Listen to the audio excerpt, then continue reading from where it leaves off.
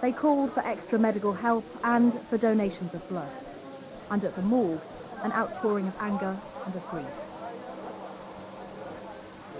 Hila is a mainly Shia town, the suicide bomber likely to be a Sunni militant, intent on destabilising any fragile peace that last month's election may have promised.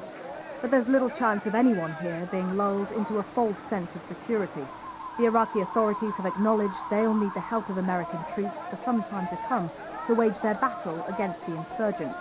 Despite their determination, though, today at least, the streets of Iraq were as deadly as ever. Catherine Jacobs, 5 News. A man has admitted responsibility for killing twin sisters and an elderly couple in North Yorkshire last summer. Mark Hobson confessed through his lawyer that he killed Claire and Diane Sanderson and pensioners Joan and James Britton. He has yet to enter a formal plea in court. A man has gone on trial charged with the murder of his terminally ill son. Andrew Ragg's son Jacob suffered from Hunter syndrome. The rare inherited condition causes progressive physical and mental deterioration. And a British man has pleaded guilty to helping the so-called shoe bomber Richard Reed. Sajid Badat, who's 25 and from Gloucester, admitted conspiring to help Reed and others to try to blow up an airliner in a terrorist attack. MPs are right now debating the new terror laws planned by the government. This is the scene in the House of Commons right now. The government wants to be able to detain terror suspects under house arrest without trial. Our political editor Andy Bell is watching that debate. Andy, given even before MPs vote, the government is promising some concessions. Yes, a lot of the opposition to what the government's trying to do has come from people saying that they want a judge involved right at the start of this process rather than a politician.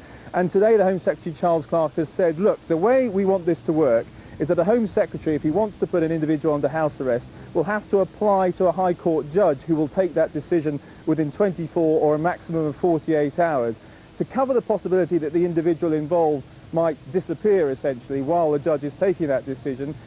Charles Clarke says he wants a new specific power for the police to be able to detain that individual. Now, the point of that concession is to bring the judge right up to the start of the process to satisfy those people who weren't happy about the idea of a politician, the Home Secretary, making that decision. So it would be a significant concession. The problem for Charles Clarke is, though, he's saying he wants that concession to be made in the House of Lords, even though it's been debated this afternoon in the House of Commons, and it's made some MPs, including this former Home Secretary, very angry.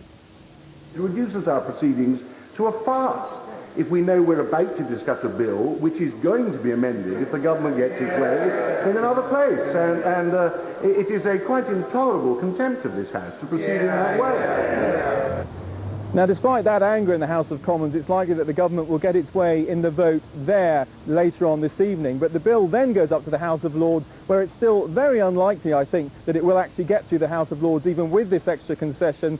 But if that has happened, or if that does happen, then the government will still be able to say, oh, well, the other lot, they were soft on terror. Andy, thank you very much for that. Tony Blair has often talked about making work more family-friendly, and today he gave more details of another election pledge to extend paid maternity leave from 6 to 9 months. The proposal is bound to be popular with parents, but will bosses be so keen? Here's 5's Peter Lane.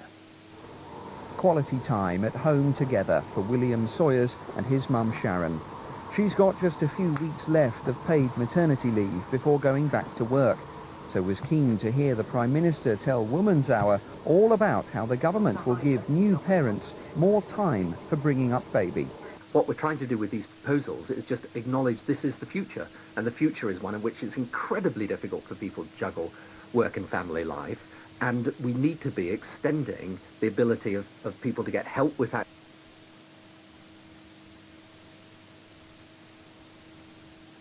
I'm sorry, we seem to have lost sound on that report. Try and fix that one if we can.